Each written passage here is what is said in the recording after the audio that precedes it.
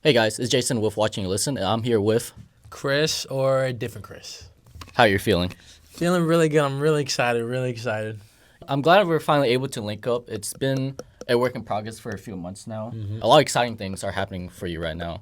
You just performed at the FIFA Fan Fest. Oh yeah. You're headlining a show tonight. Yeah. And you have a brand new EP coming out called Love You More Than Myself that's coming out on July 31st. Yes.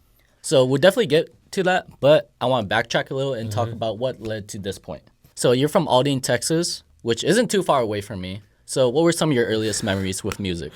Yeah, I am from Aldine, Texas, actually. I remember I was like, not even 6 or 7. Yeah. I remember I would always be in the bus in the back, and I'd be like freestyling with like kids and just like, but of course like we sucked, but it was just fun to do. Yeah. And then just I've always loved to write. Like, but I've never been intrigued with like instruments. I was never like, oh, like let me try to learn this, let me try to learn that. But I just love to write, and so at a young age, from being like 11 to like even now, I would have like journals to write in, or just like literally write stories and then pick apart and like figure out like how can I turn this into a song. But I don't know, like at a young age, I wasn't talented in a way of like sonically or anything. It was just more just like I know what sounded good and I know how to write, but that's it.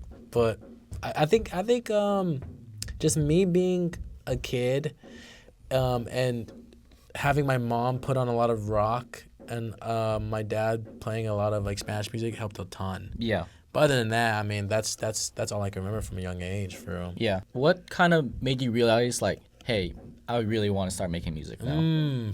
Probably whenever like I knew I wasn't going to school. I knew I was like when I was like 13, I told my parents like I'm not going to college. I was like, because I wasn't the smartest in class. Like I would get like A's and B's and stuff, but it wasn't like, oh, like yeah, like I want to do this forever. Like I want to figure something out. But like I was like 16 whenever I was like dropping songs in high school. I think it was like 14. Obviously, like a lot of people like, oh, like this guy, like like SoundCloud, Yeah. which is valid. Yeah. But like. But then I had a really good tight circle of people who were super big on criticism and super big on like, you should try this, try that. But so I would just do stuff that I would like. And so I think like 16 was so pinnacle for me in a way of like, it allowed me to be myself and allowed me to just push myself into a whole different perspective, like sonically. And then it wasn't until 18 I did my first show. And then that was, yeah. I think as soon as I got out of high school, it was bliss from there. I was just like, I'm just going for it. Yeah. Going. You mentioned SoundCloud, and the very first song you released on SoundCloud was a smiley face. It was. So that was about 7 years ago, which was a lo-fi rap song. It was lo-fi rap. And so that style changed from lo-fi hip-hop to now an because there was a bunch of lo-fi hip-hop yeah, back then. Yeah, that transition from lo-fi hip-hop to Yeah. kind of an alternative indie Yeah. to this point. Was that a slow progression, or you kind of just woke up one day and flipped the switch? Extremely slow. Because I feel like every indie artist, they were like a rapper before.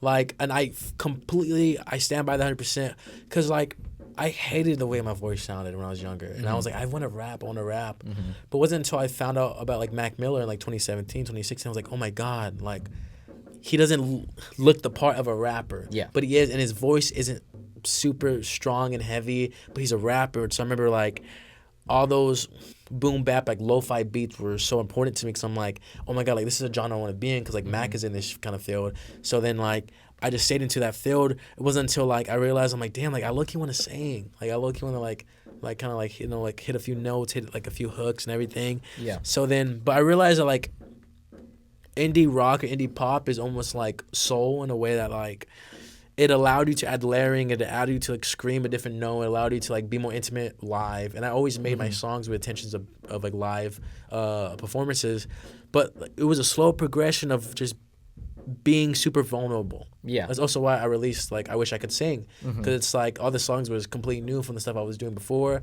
Like of course I would drop little hints of what I wanted to do, but I would never push for it. Kind of just sprinkled in, Yeah. like here and there. Yeah, and so it was cool to see that like holy shit, like people actually enjoy me trying to sing. Yeah. And so yeah, just it was a very slow progression of having to get over that stump of myself. I wish I did it when I was younger. Yeah. But also like You can't change it. It's kind of almost like kind of growing pain. Almost. Yeah. Kind of feel like, dang, I should have done this. Yeah, earlier. I wish I should have, but that's kind of just like the journey that you're made for. and just almost, happened. you know? Yeah. And yeah, it is very like Dominic Fike-esque, how you went from that lo-fi to that alternative indie. Yeah. So you just turned 23. Yeah. You've been in the music game for about 10 years now. Yeah. 2 albums, 1 EP, another one on the way. Yeah. How does your family feel about your journey as an artist? I feel like in every single Mexican household, of course, it's super like uptight, super like, are you sure? Like, you want to go to school? But things like, what I love about my parents, they're so supportive in a way of like, they were so big on like, hey, like, you do what you want to do in your life. Being like a first generation, like, they have every right to like go to school, do this and that, but they were not like, they were super big on like, hey, like, you should do what you love to do. Yeah. And if that's what you want to do, at least put your 100% to it. Yeah. And so that's all they would tell me, and that's all I would just push so hard for it. And obviously, you know, in time you tell them, okay, I'll be back, I'm going to do a show. They're like, okay. But the thing is, like, they came to a couple shows and they realized, like, oh my God, like, you enjoy what you do. Like, you're on stage and you have fans and people come and people ask for like autographs, people take pictures with you. And I'm just like, yeah, there's times where like we go out and someone might even know who I am in the area, and like, oh my God, you're Chris, and like, what? Like, how do you know I'm a kid? Yeah. But no, like, my parents are so supportive. Everyone is so supportive, especially now, like the FIFA Fan Fest thing, and like South by Southwest, and just the tour. It was everything was so pinnacle in a way, not only for me, but also allowed them to see that, okay, like, he's not going the simple route, but he's doing what it takes to get to where he wants to be. Yeah. And so it's cool because I have 2 older brothers as well who are super supportive. And everyone's kind of in their own path. You know, like, everyone is completely different in the way they are. Like, me, I feel like I'm the most creative. The second oldest is the most athletic. The first oldest is the most, like smartest.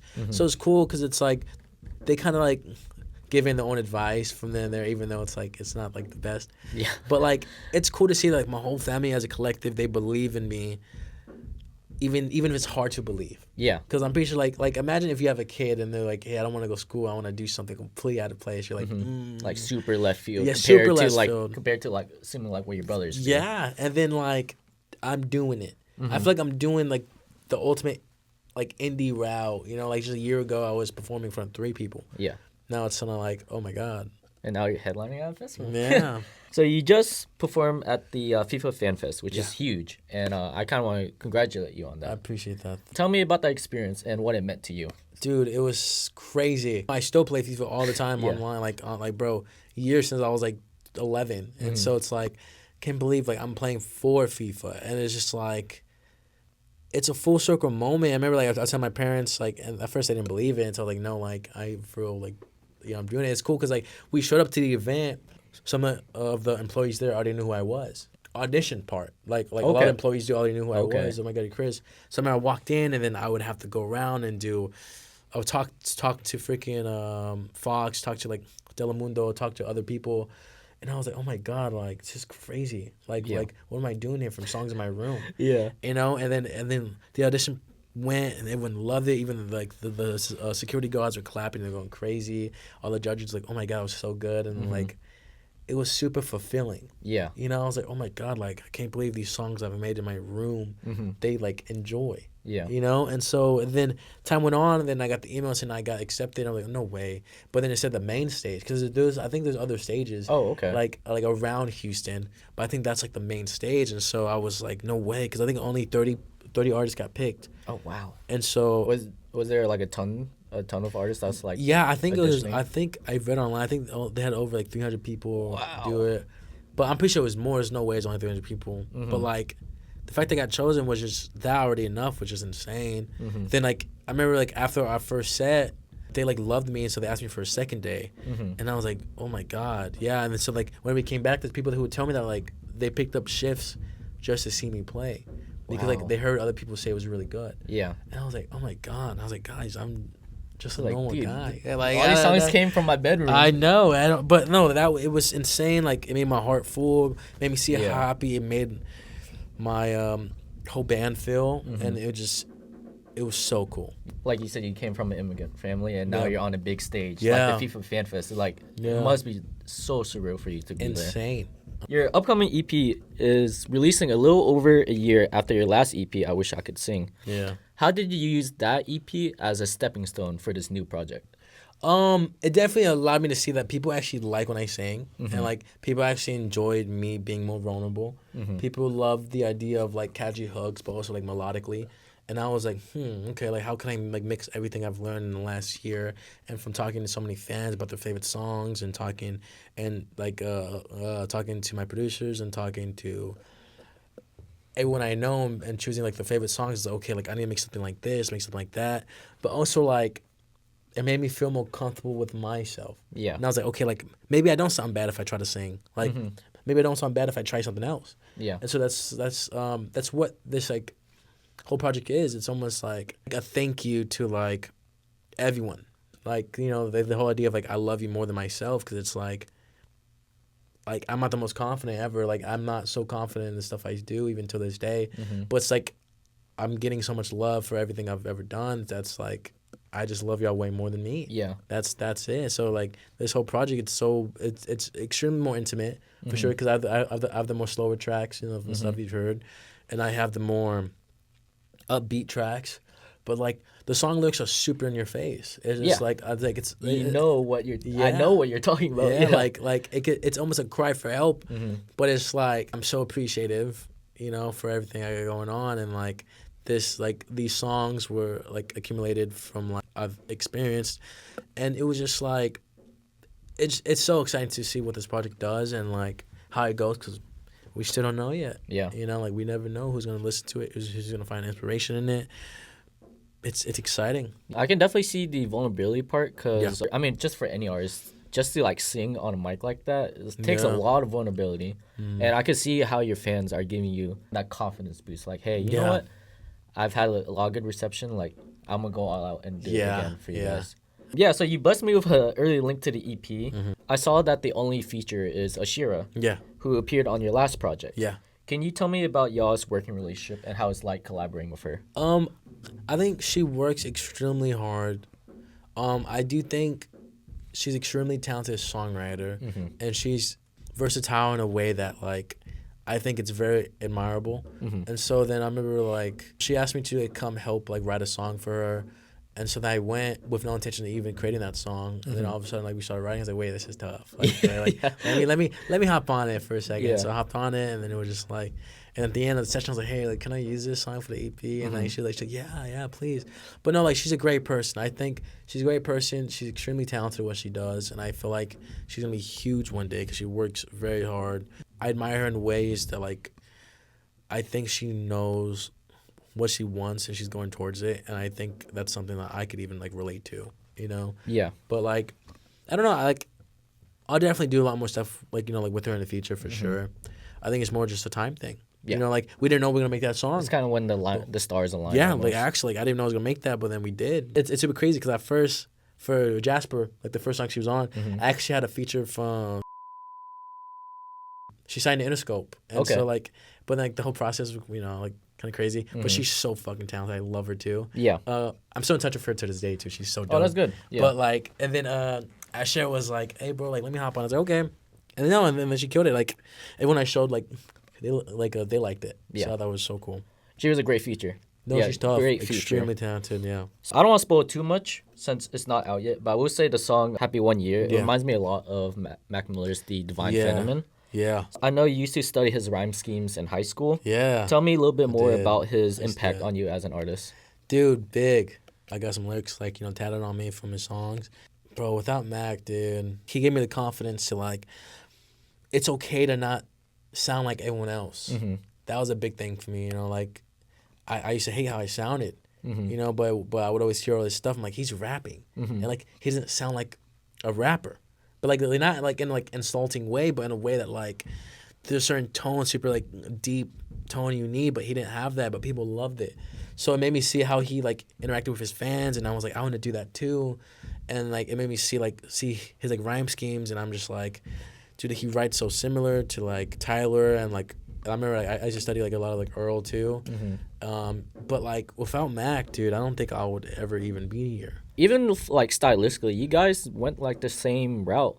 You guys were both like rappers really early in your early tracks, and he went more towards a jazz sound, Yeah, dude, jazz yeah. and soul, and you kind of went Beautiful. towards that alternative indie. So Yeah. I mean, kind of that transition is exactly the same as Mac Yeah, Miller, yeah. you know? I think it's so cool because it's like, I would always pay like homage to him because it's like he like he was the foundation. You know, like it sucks like he died so early on. You know, like, and he left us like, you know, circles and everything, and that created the foundation for like even Jasper, like how Oh, that yeah. sounded. It was so soft, more like singy, because it made me see that like I want to sing kind of like that, because it's like I don't have the best singing voice. Could he sound like T-Pain? Like, no. Yeah. But like he was so good at finding his range and his sound, he stuck with it. Yeah. So I was like, I want to do something like that. Yeah. And so it was so cool that like he created a foundation of a whole other sound that I haven't even tapped in yet. Like almost like the first track of the project recently, that was almost the same style of what I was trying to go for, because Yeah. it's like more intimate, more like suave, more like softer pitch. But like I never really done that for before other than Jasper. Yeah. But like it got a lot of good compliments, a lot of good, you know. So I was like, bet, like let me try that. Let me have it as a first song on the EP. And so, and then like from his older projects like Faces, like rap, like on my project, My Little Mercury, that was super inspired by Faces, and it was just like rap. I don't know. I feel like I would always call myself a rapper, but now I'm at a point where it's like I just want to be an artist. Yeah, at this point. So were there any artists or any albums you had in rotation during this creative process? Ooh, yeah, a lot of Alice Phoebe Lou, Okay. a lot of King Cruel, a lot of Mac. Yeah. Um, Faces or what? no, Circles and Circles, okay. and Swimming. I would say that was a good mix. Probably like Claro, Dominic Fike as well. Yeah. Just like people like who kind of have the same sound as me, but also like from a songwriting perspective too. Just like I love how like they're so in your face about it, and just like but they keep it super modest, or like the song like the rhyme scheme could be like A B A B A B or like A B B B. Like I would just always just Yeah. kind of take the inspiration from those people like the most for this project for sure. Daniel Caesar too. Oh yeah. Dude, that last project, insane. Yeah. That blew out the fucking water for me. That shit was beautiful. Yeah. And so a huge inspiration when it comes to like the layering and stuff on that project. And like ironically, a lot of me, but a lot of my like older stuff. Just so because I feel like I would write a lot better on like back then than I do now. But I don't know. I think it's because I had like less of like a filter in the way of like instead of like me like thinking too much about it, I would just write. Yeah. But like feel like now I really like study like how should this sound, how should that sound, and like counting all the syllables still, but like super picky. Yeah. But like no, yeah, I feel like all those artists are definitely. Yeah, it's pretty interesting. You would listen to yourself. Would you say it's kind of used as a reference, like, "Hey, I should do this," or "Hey, I shouldn't do this"? Yeah, no, of course, Okay. yeah. 'Cause I feel like it allows you to really see what you need to improve on, but also like, damn, like, oh fuck, like if I would have done this first and done that first, and like it would have sounded better, you know. But like, no one knows.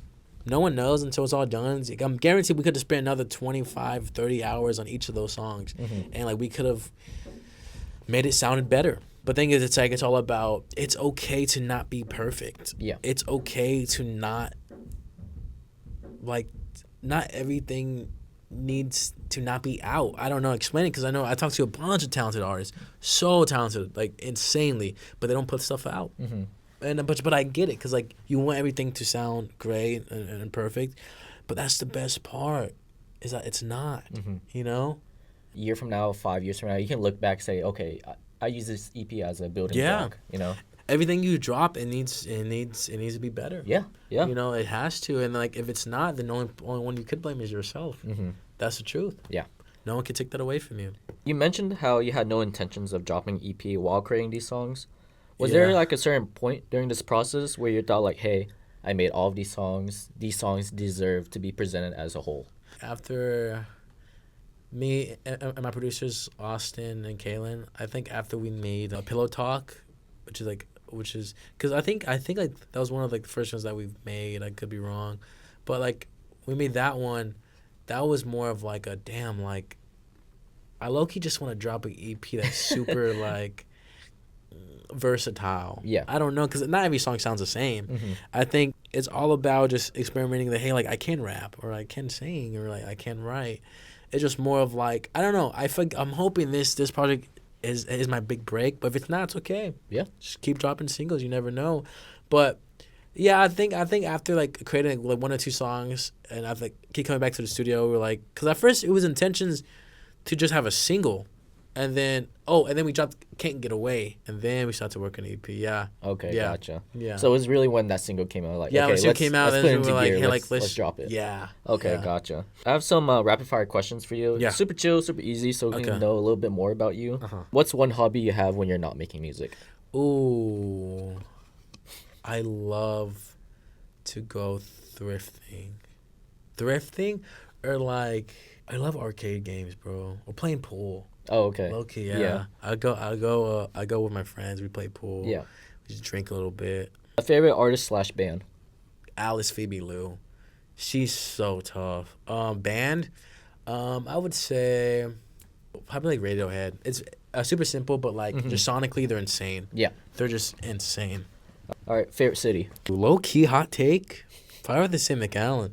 Really? The Yeah. Valley. Valley. Shout out to the Valley. Shout out to the Valley for real. Favorite food?